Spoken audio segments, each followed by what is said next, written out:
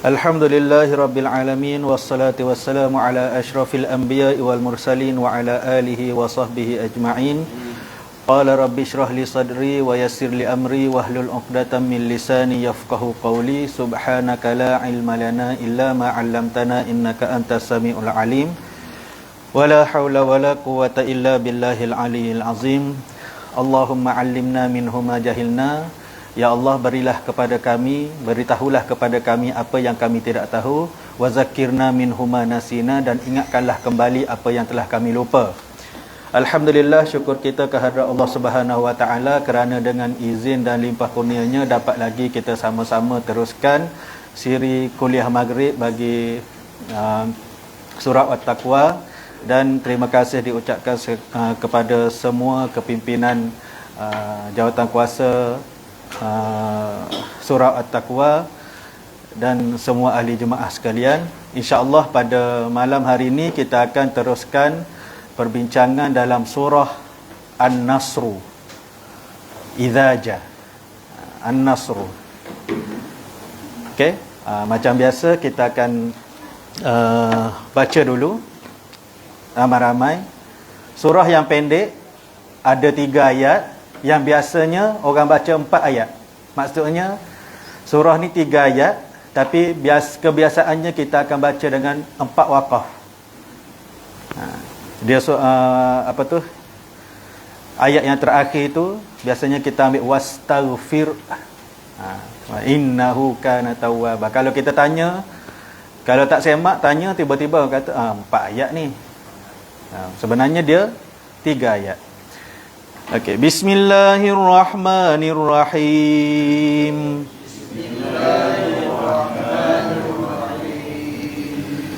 Idza jaa nasrullahi wal fath.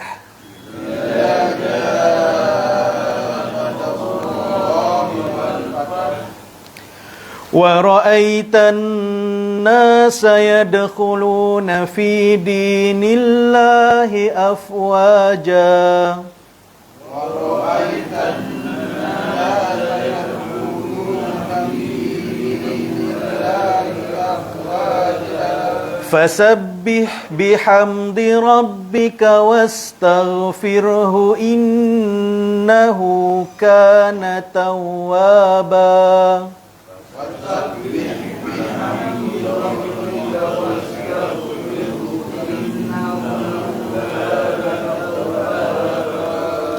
Sadaqallahul azim.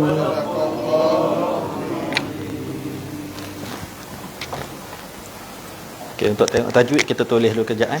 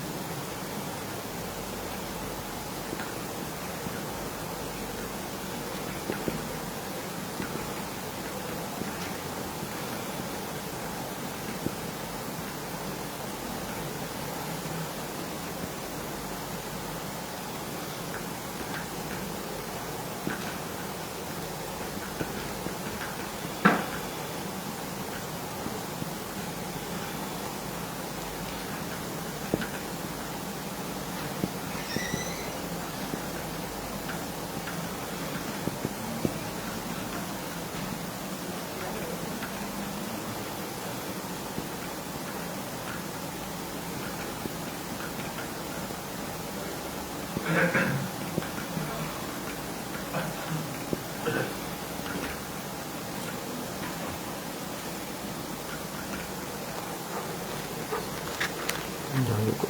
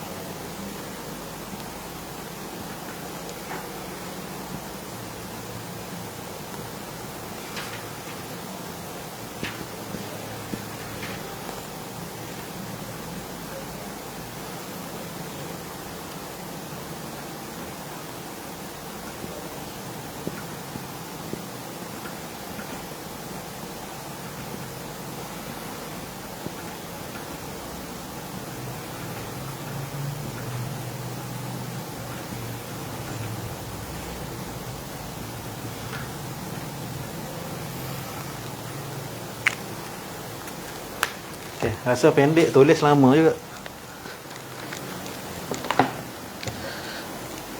Okay, insyaAllah kita tengok. Idza ja, kita ambil yang, ambil semualah. Idza ja, kat sini dia jadi idza jaa nas. Nas, bukan nas, bukan nash, nas. Idza ma asli, panjang dua harakat. Jaa ni mat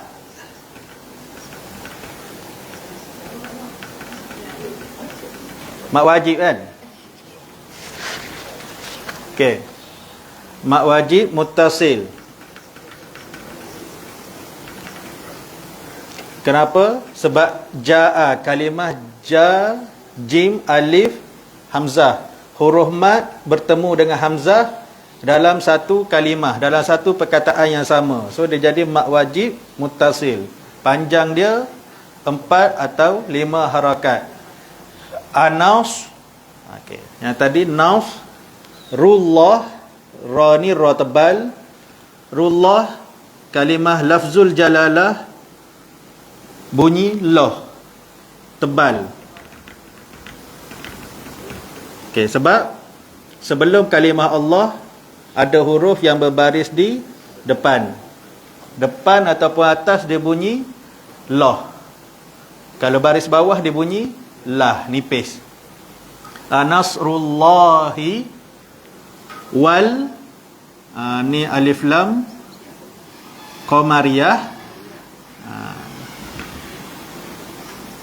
Qamariyah ni huruf lam ada tanda mati, kita sebut lam. Kalau syamsiyah ada huruf lam pada tulisan tapi tak ada pada bacaan.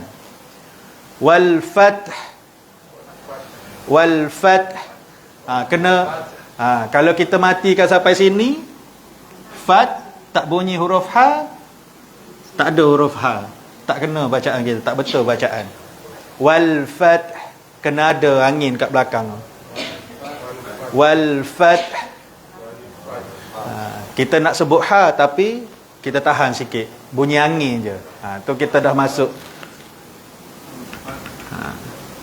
Huruf ni kena sebut. Wal fath. Kalau orang nafas panjang tak apalah, dia nak berhenti sampai sini terus. Sambung semua. Okay. Wa ra'ai. Wa ra'aitan nas. Kat sini ya huruf mat mati, depan dia ada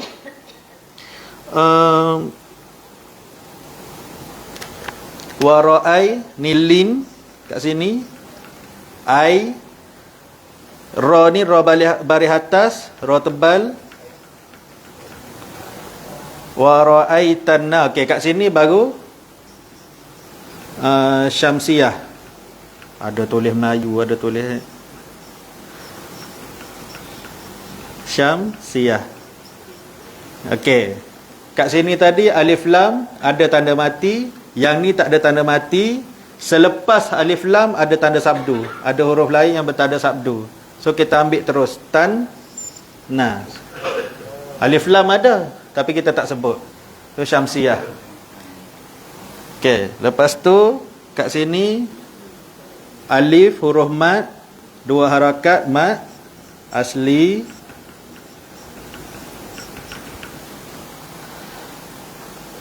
Yadkhulu huruf dal, yadkhulu qalqalah sughra. Yadkhulu lu ma asli, dua harakat,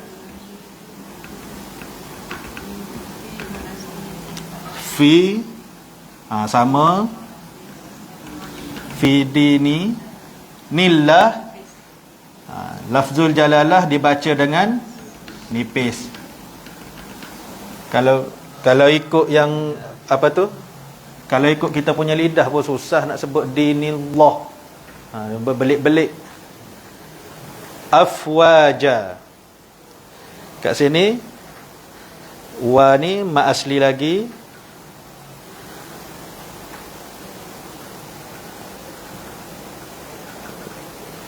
Okey.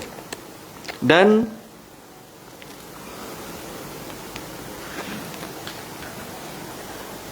okey, kat sini dia jadi afwaja ni jadi ma iwad.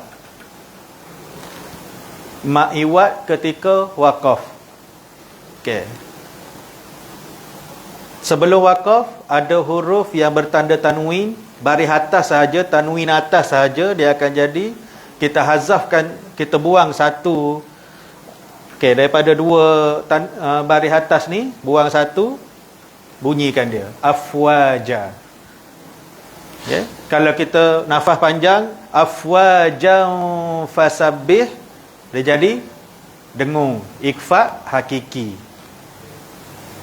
Okey, kemudian fasabbih, okey, zahirkan huruf makhraj huruf ha. Bihamdi, mim mati bertemu dengan dal, dia jadi izhar syafawi. Bihamdi rabbika rotbal wastaghfir.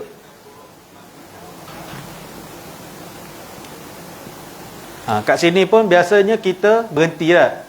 Wastaghfir, kena ada ha belakang tu. Wastaghfir. Tak boleh jadi wastaghfirah atau wastaghfiruh. Wastaghfir. Dia adalah kita rasa sendiri. Huruf ha tu kita sebut. Okey, innahu nun bersabdu.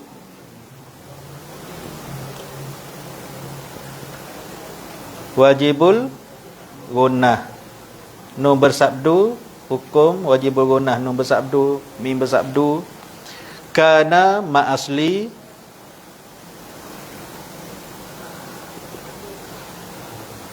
tawwaba ma asli, tawwa, wa ni ba ma iwat ketika waqaf. Sebab sini dia tanwin juga ni. Baris atas ada mim. Kenapa ada mim? Kenapa dia guna tanwin yang ada mim? Iklab dengan apa? Surah yang seterusnya ada bismillah. Kalau ikut turutan Al-Quran tu, lepas daripada surah An-Nasr tu, Tabbat Yada, kan, yang kita dah ulang kaji sebelum ni. Innahu kana tawwaban bismillahirrahmanirrahim. Itu fungsi dia mim ada kat sini. Sebab kita sambung dengan bismillah yang surah yang seterusnya. Okey. Boleh? Semula. Bismillahirrahmanirrahim.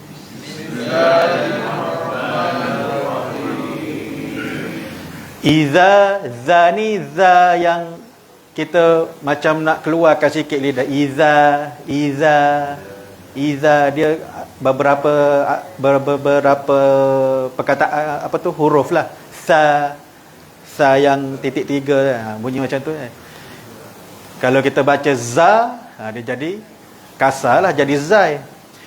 Iza jaa nasrullahi wal fath. Iza jaa nasrullahi wal fath. Wa ra'aitan nasa yadkhuluna fi dinillahi afwaja. Wa ra'aitan nasa yadkhuluna fi dinillahi afwaja. Fasabbih biham, dia dua ha. Fasabbih bihamdi rabbika wastaghfir. Fasabbih bihamdi rabbika wastaghfir. Innahu kana tawwaba. Innahu kana tawwaba. Sadaqallahul azim. Pendek surah malam ni. Okey. Boleh? Senang je. Cuma yang masa kita belajar masa kita baca tu, apa yang penting kita tahu panjang pendek kat mana, yang panjang dia berapa. Kemudian kita tahu dengung tak dengung kat mana. Kemudian apa lagi? Qalqalah. Itu je biasanya basic yang kita kena ingat. Kita kena perhati. Okay. Lepas tu jaga sebutan lah. Okay, lepas tu kita nak tengok berkaitan dengan dia punya cerita lah sikit daripada surah ni.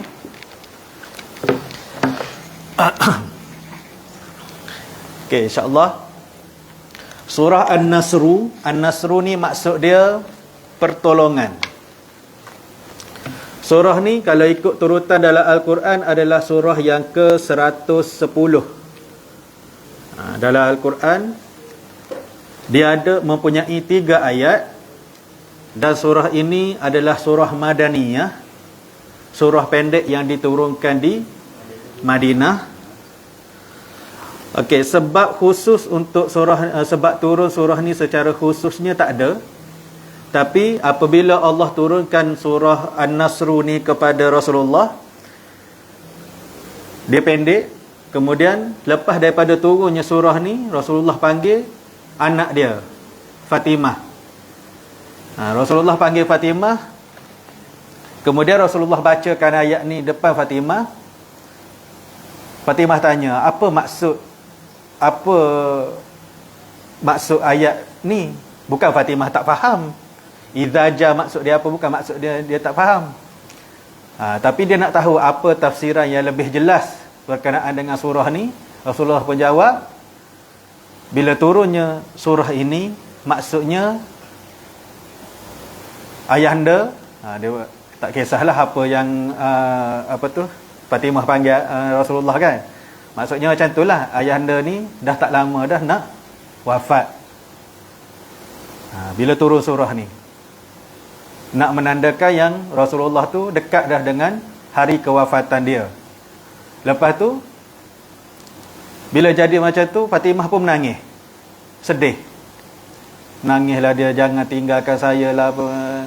Yalah, dia Rasulullah seorang Nabi dan Rasul. Dia petunjuk dia ada semua. Dia nak tahu tu, dia boleh tahu. Waktu yang tepat baginda wafat mungkin baginda tak tahu. Tapi bila turunnya ayat ni, Allah dah bagi mesej yang tarikh kewafatan Rasulullah ni dah hampir. Kemudian Fatimah menangis, sedih. Rasulullah pun pujuk balik Fatimah. kamu wahai Fatimah, kamu jangan bimbang, kerana dalam keluarga kita ni, selepas aku mati, selepas aku wafat, engkaulah orang yang pertama yang akan ikut jejak langkah aku. Maksudnya, selepas daripada kewafatan Rasulullah, dalam keluarga Rasulullah tu, Fatimah yang akan meninggal dunia terlebih dahulu. Dan benda tu betul. Ada riwayat kata tempoh dia 6 bulan, ada yang kata 3 bulan, tahun yang ke-11 Hijrah. Lepas daripada Rasulullah wafat, ada yang kata pendapat kata 3 bulan ke 6 bulan tu, selepas daripada tu Fatimah lah ahli keluarga Rasulullah yang pertama yang ikut meninggal sekali.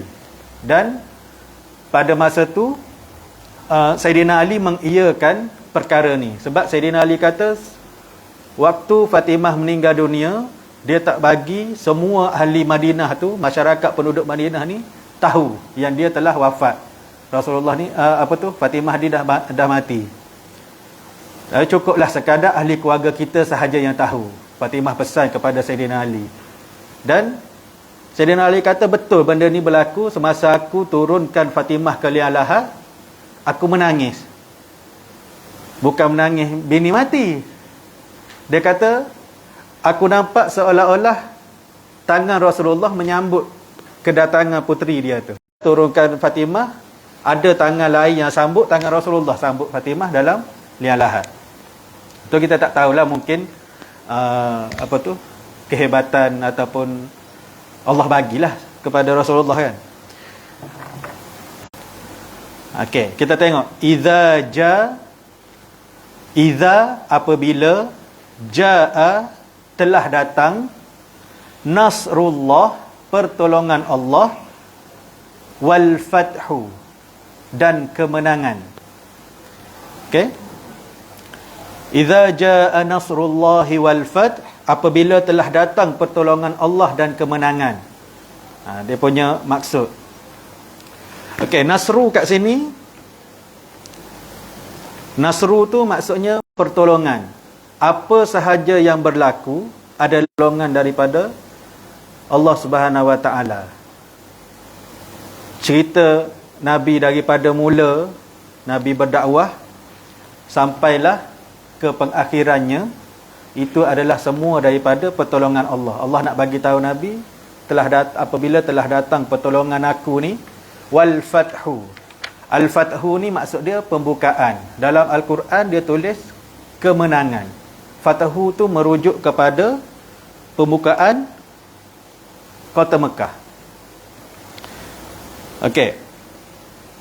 Nabi ni dia lama, dalam tempoh yang sangat lama, 21 tahun, di Mekah 13 tahun, dan di Madinah 8 tahun. 21 tahun Nabi berdakwah. Tapi atas pertolongan Allah, semasa peristiwa Al-Fathu, pembukaan kota Mekah ni, masa tu dalam ayat yang kedua nanti dia akan sebut berbondong-bondong, beramai-ramai orang yang terima agama Allah. Nabi duduk dekat Mekah 13 tahun, sebarkan agama Islam. Lebih kurang 200 orang sahaja yang memeluk Islam. Tapi Nasrullah, datang pertolongan Allah ni, berlaku peristiwa Fathu Mekah. Masa tu ramai yang duduk, ramai yang memeluk Islam. Dan Allah juga nak cakap kepada Nabi, apa yang kesempurnaan yang engkau telah capai selama kamu berdakwah ni adalah pertolongan dari aku. Atas perkataan Nasrullah itu. Nabi umur dia 63 tahun, berdakwah 21 tahun. Kalau Nabi Nuh lagi lama. Walaqad arsalna Nuhan ila qaumihi falabisa fihim alfasanatin illa khamsina ama. Dalam Quran pun dia ada matematik juga. Alfasanatin 1000 tahun, illa kecuali khamsina 50 ama tahun. 1000 tahun kecuali 50. Kita kalau soalan kecuali tu, kalau matematik tolak lah. 1000 kecuali 50. umur Nabi Nuh. Terang dalam Quran 950 tahun umur dia. Tapi yang beriman dengan dia ada 83 orang. Yang ada dalam bahtera kapal besar Nabi Nuh tu. Jadi Nabi Muhammad ni walaupun kata tempoh yang singkat, dekat Mekah 13 tahun, dekat Madinah 8 tahun, dekat Mekah tu pun dah melepasi apa yang dicapai oleh Nabi Nuh 200 orang. Cuma bila berlaku pembukaan kota Mekah tu, dia lagi ramai yang memeluk Islam. Okey, wa ra'aitan nasa yadkhuluna fi dinillahi afwaja. Wa ra'aita, dan engkau melihat, annasa, manusia, yadkhuluna, masuk, dakhala yadkhulu, masuk, fi dinillah, fi, ke dalam, dini, agama Allah, afwaja, berduyun-duyun. Ada setengah tafsir dia tulis bergondol-gondol, beramai-ramai lah maksud dia. Dan engkau telah melihat manusia berduyun-duyun masuk ke dalam agama Allah. Okey, kita tengok masa berlakunya peristiwa pembukaan kota Mekah tu, Rasulullah bawa tentera dia seramai 10,000 orang, dipecahkan kepada beberapa kumpulan masuk ke kota Mekah dari pintu lain-lain. Ada yang diketuai oleh Rasulullah sendiri, ada Khalid Al-Walid, dan ada 2 orang sahabat lagi, saya tak ingat nama dia. Okey, kemudian masuk tu, masuk dalam keadaan berlaku perang ke tak berlaku perang? Ada pertumpahan darah ke tak ada? Tak ada. Tak berlaku satu pun pertumpahan darah. Tiba-tiba je Rasulullah boleh masuk, dan telah dikepung oleh tentera Islam. Orang musyrik, orang kafir Mekah masa tu tak ada nak buat apa dah. Tiba-tiba je Rasulullah masuk. Sebab yang sebelum ni diorang tahu strategi Rasulullah. Perang Badar, diorang boleh tahu. Abu Sufyan, dia tahu Rasulullah nak sekat dia tengah jalan ni. Dia sempat lagi hantar orang lain pergi cari bantuan dekat Mekah, sehingga kan dia orang berjaya bawa 1,000 orang tentera lawan dengan 313 orang. Kalau perang Badar dia tahu. Tapi Fathu Mekah ni tak ada seorang orang Mekah yang tahu. Abu Sufyan pun tak tahu yang Rasulullah nak masuk pada hari tu. So bila jadi macam tu, Rasulullah pun bila dah masuk tu, dia duduk dekat depan pintu Kaabah, pegang, kalau kita tombol pintu lah kot, pemegang pembuka pintu Kaabah tu. Dan depan Rasulullah pada masa tu dah ramai dah orang-orang kafir, orang musyrik yang dah terkepung dalam tu, tak boleh nak buat apa dah lah. Berserah, tunggu balasan dah. Duduk je. Okey. Lepas tu Rasulullah tanya, apa yang kamu fikir saat ini? Kamu rasa aku nak buat apa kat kamu? Yang dahulunya kamu caci aku, kamu hina aku. Aku tengah solat, kamu letak najis, letak perut unta dekat leher aku. Apa yang kamu anggap yang aku nak buat dekat kamu sekarang? So orang kafir ni pun dia kata, kamu orang baik. Dia kata, nak tarik balik, nak pujuk Nabi lah. Wahai Muhammad, kamu ni orang yang mulia, insan yang mulia, dan keturunan kamu juga keturunan yang mulia, dia kata. Lepas tu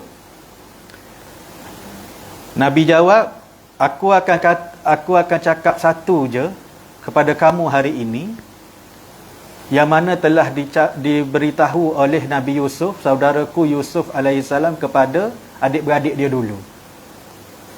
Dan Nabi Yusuf dulu ditipu oleh adik-beradik dia, kata nak bawa pergi funfair lah, apalah, nak pergi main. Lepas tu sampai di satu perigi, dibuang dalam perigi, buang dalam telaga.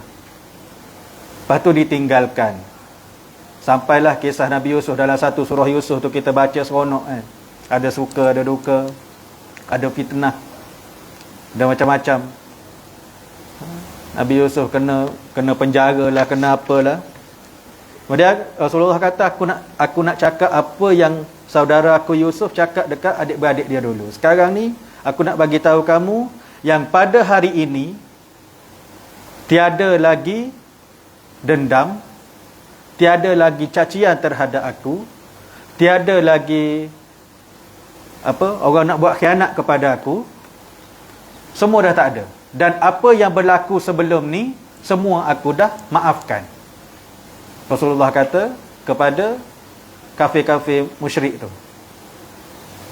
Itu akhlak Nabi. Kalau kita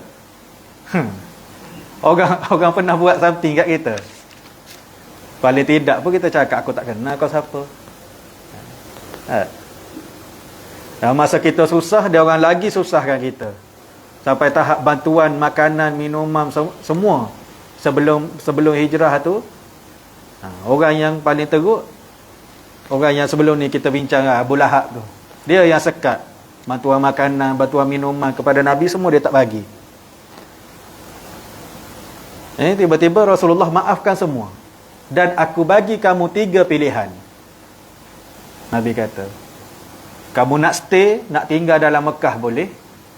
Kamu nak lari daripada Mekah, nak keluar daripada Mekah ni pun boleh.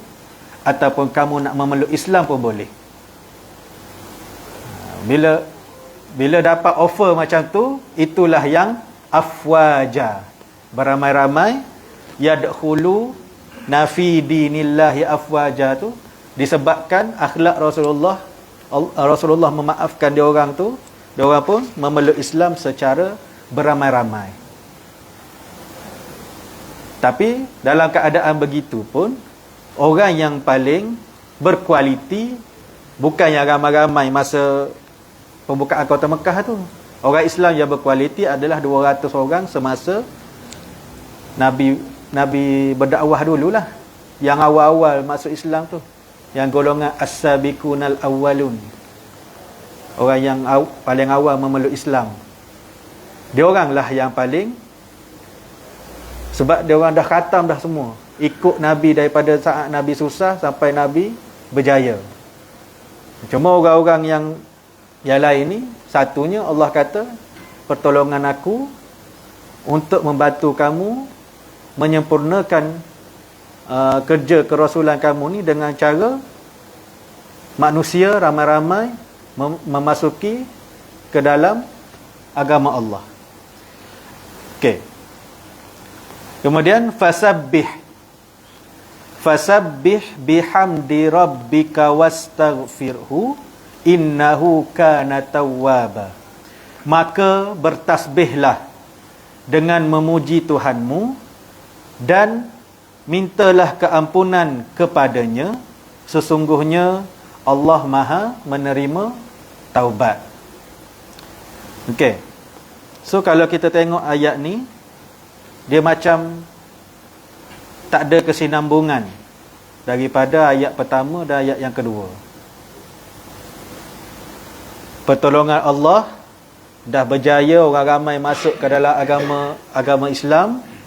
Lepas tu bertasbihlah, pujilah Allah dan mintalah keampunan. Kok mana? Kalau contohlah ada anak yang berjaya atau adik berjaya, kita ucap tahniah. Tak? Ni Tuhan bagi ni suruh kita fikir. Kenapa kena buat fasabbih bihamdi rabbika wastaghfir ni? Adakah kalau kita cuba dengan anak graduation, konvo, kita pergi dekat anak tu, kata, Alhamdulillah ya, saya dah habis belajar ni, pointer tinggi, 4 flat lah, dekan lah, anugerah dekan lah dapat. Tiba-tiba kita kata, bertaubatlah kamu. Takkan pelik? Tak? Tapi Allah suruh macam tu. Ni fasabbih bihamdi rabbika wastaghfir ni suruhan Allah kepada Nabi Muhammad, bukan kepada manusia ramai. Memang Allah suruh Nabi puji dia, istighfar dan bertaubat, minta keampunan.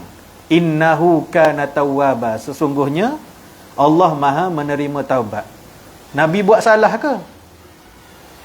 Tak. Tak ada salah. Sebab Nabi maksum, terpelihara daripada melakukan dosa. Nak buat dosa. Apatah lagi Nabi Muhammad. Dekat kota Mekah ada fanfare, pesta tarian. Dia nak pergi, tapi sampai satu tempat dia rasa letih, dia berehat, Allah tidurkan dia. Sedar-sedar je fanfare dah habis. Tak jadi pergi. Nak pergi buat apa lagi kalau kita pun dah tertidur. Pergi buat apa, kosong lah. Rasulullah ni maksum. Tapi kenapa Allah suruh macam ni? Sepatutnya ayat dia tak boleh jadi fasabih, dia kena jadi fashkur, maka bersyukurlah. Cumanya benda ni ada seorang je yang boleh jawab, iaitu Ibnu Abbas, Abdullah bin Abbas. Kalau nak ikut Abbas, Sayyidina Abbas, pak saudara Nabi, Abdullah bin Abbas ni sepupu Nabi lah. Cuma dia lahir, Ibnu Abbas ni lahir, Rasulullah dah di peringkat tua lah. Rasulullah dah umur 60 tahun macam tu. Ibnu Abbas ni lahir. Kemudian bila Ibnu Abbas ni lahir, Rasulullah pergi doakan kepada dia, yang doa yang kita pun pernah baca ke? Okay? Allahumma faqihhu fid din wa 'allimhu ta'wil. Doa tu kan biasanya kalau tok saya dia pesan, hafal doa ni, kau tengok budak, tengok baby, pergi jumpa baby tu, pegang ubun-ubun dia, baca doa ni. Doa ni Nabi doa kepada Ibnu Abbas. Tak boleh jadi macam Ibnu Abbas pun, jadi anak bertuah tak apa dah. Dia kata kan, Allahumma faqihhu fid din wa 'allimhu ta'wil. Wahai Allah, berilah kepada dia ni, Ibnu Abbas ni, kefahaman agama yang baik, dan wa'allimhu ta'wil, dan alimkan dia kepada ilmu ta'wil, kefahaman Al-Quran. Semasa pemerintahan Sayyidina Umar, Sayyidina Umar suka bawa budak ni, Ibnu Abbas ni. Ibnu Abbas ni masa Sayyidina Umar bawa dia tu baru umur 10 tahun lebih kurang. Pergi dalam majlis orang-orang tua, Sayyidina Umar jumpa dengan sahabat-sahabat yang lain, bawa Ibnu Abbas seorang, bawa Abdullah bin Abbas ni. Lepas tu orang-orang lain tu, sahabat-sahabat yang lain macam tak puas hati. Wahai Umar, kenapa kamu suka sangat bawa budak ni? Dia kata, ni kan majlis orang tua, budak-budak main jauh-jauh lah. Kalau kita macam tu lah, lepas orang tua saja ni, main jauh ni. Tapi kalau kamu nak tahu ada hikmah di sebalik kenapa aku bawa Ibnu Abbas ni datang bersama-sama dengan kita, kerana dialah satu-satunya manusia, antara manusia yang Rasulullah doakan kepada dia. Sayyidina Umar pun uji, bacalah surah An-Nasr ni depan dia orang, tanya, apa pendapat kamu tentang surah ni? Ayat 1 cemerlang, ayat 2 cemerlang. Kemudian Sayyidina Umar tanya, kenapa tak guna fashkur tapi guna fasabbih? Kenapa tiba-tiba dah berjaya, ada pertolongan daripada Allah, Rasulullah dah berjaya dakwahkan orang Islam supaya ramai memeluk Islam, tiba-tiba disuruhnya Rasulullah supaya beristighfar, bertasbih.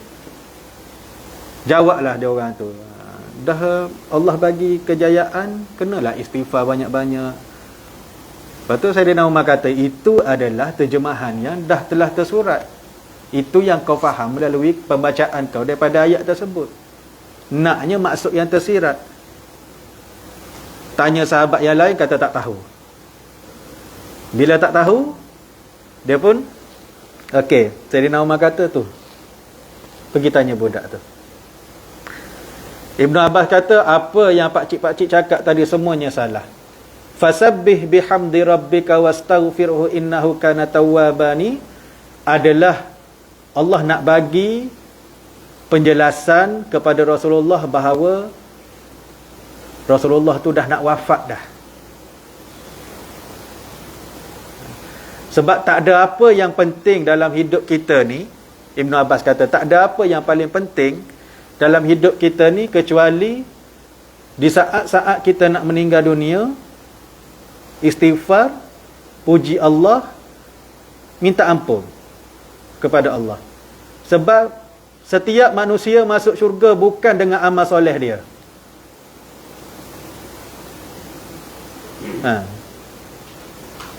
Setiap manusia masuk syurga dengan, balik pada ayat 1, Nasrullah tadi, bukan dengan amal soleh yang kita lakukan. Kalau tak padan.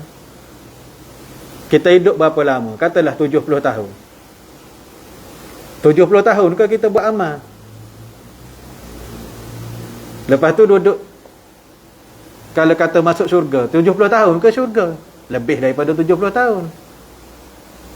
Sebab tu Ibn Abbas kata, inilah di samping Allah suruh Nabi, Allah nak suruh juga kita ni selalu istighfar, minta ampun.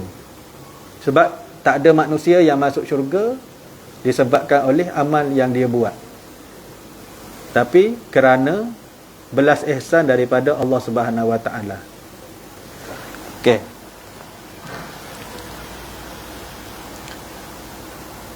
Itulah kehebatan Ibnu Abbas dalam mentafsirkan Al-Quran. Dia seorang je faham daripada sudut tu. Fatimah tadi dia orang tak sempat nak tanya dah. Fatimah tahu.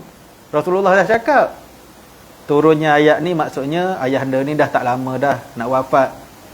Tapi selepas kewafatan Rasulullah, Fatimah pula wafat. So orang lain tak boleh nak faham. Tapi Ibnu Abbas boleh faham dengan cara yang macam ni, yang tersirat ni. Okey, saya rasa sekadar itu sahaja apa yang kita boleh kongsikan setakat ni. Saya mohon maaf kalau ada kesalahan, ada tutur kata yang susah nak faham, bahasa pun cakap pun campur-campur. KL tak berapa nak KL, banyak KL latte. Okey. Insya-Allah semoga menjadi peringatan kepada diri saya dan untuk kita semua. Wallahu a'lam. Assalamualaikum warahmatullahi taala wabarakatuh.